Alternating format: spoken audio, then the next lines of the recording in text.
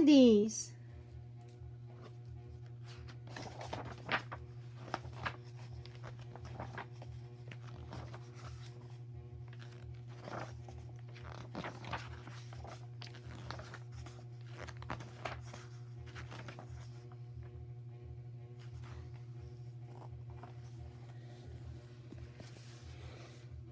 The Andes mountain chain, the longest continuous range in the world, extends 4,500 miles long along the western south of South America.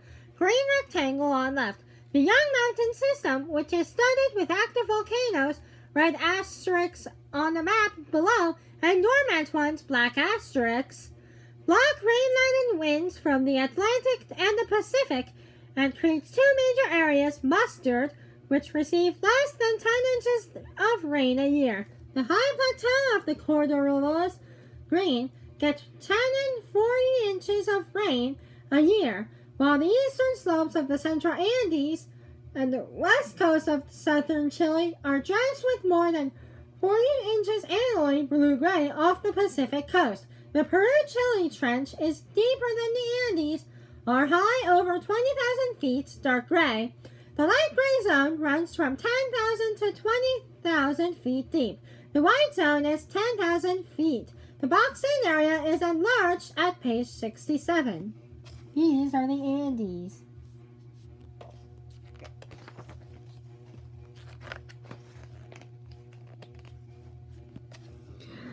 At the northern end of the Andes, Colombia's Sierra Nevada de Santa Marta soars more than 18,000 feet above the Caribbean. Its cloaking vegetation, partly hidden behind cloud and mist, changes dramatically with increasing altitude.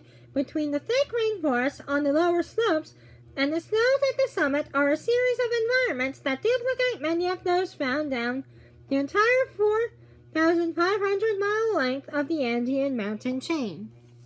See that?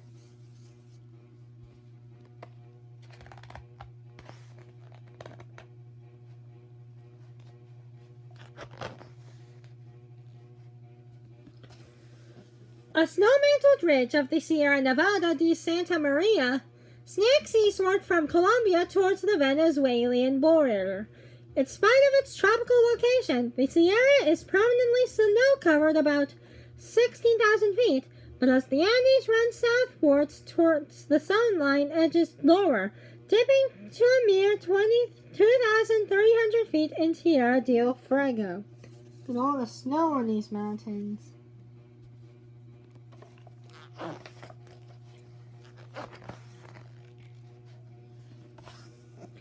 Down in the valleys of Colombia's Sierra Nevada de Santa Marta is a period of dramatic change.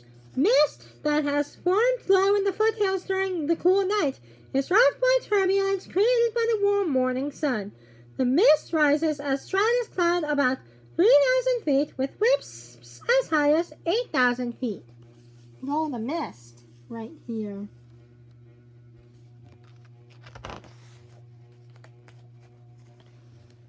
A curtain of mist lends a deceptive aura of dampness to the drought-stricken desert of the coastal Peru, while nurturing drought-adapted vegetation such as this candelabra cactus, all in the winter mist, formed when moisture in Pacific winds is cooled by the influence of the offshore Peru-Chile current, drifts into the foothills. It then rises as stratus cloud to about 2,000 feet, where an inversion of level of warmer air creates the indistinct line in the sky left. See there?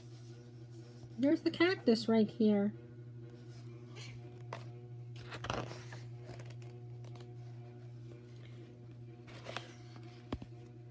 A shaft of lightning flashes to earth near Lake Pupao in the altiplano of the Bolivian Andes. The discharge rips directly from billowing cumulus cloud, whose lower layers become a preponderous negatively charged water droplets to the positively charged earth. A deluge of rain is released from the huge cloud base. Here's the lightning striking.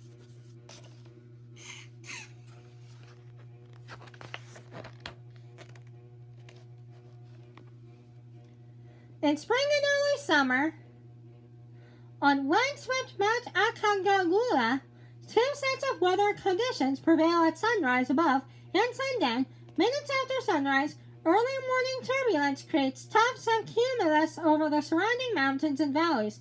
These gradually build into towering storm clouds that bring with them violent showers of rain or hail. Throughout the day, jet stream winds blowing at up 150 miles per hour whip the powder snow off the summit into a plume.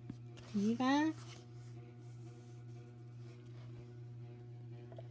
After sundown, although the jet stream winds persist around Mount Aconcagua's summit, the clouds that have been building all day have subsided in the falling temperatures of the late afternoon.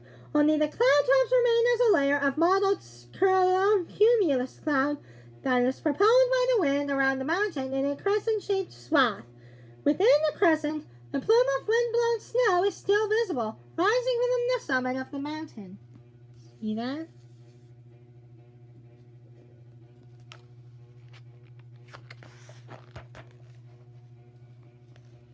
Cloud, fog, and powder ice shroud the gleaming surface of the Patagonian ice cap in the far southern Andes. Thin strands of altostratus cloud background drift across the face of the early morning sun, while fog swirls around the base of Mount Pyramida. What appears to be a cloud in the foreground is in fact powder ice or spindrift swept up by gale force winds.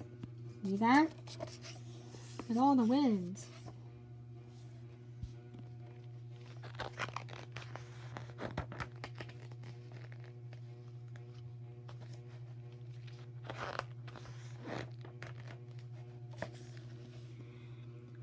From the forest-choked valleys of the northern Andes rise the rumpled slopes of the upland wilderness, carpeted with low-growing plants. Look at all the low-growing plants here.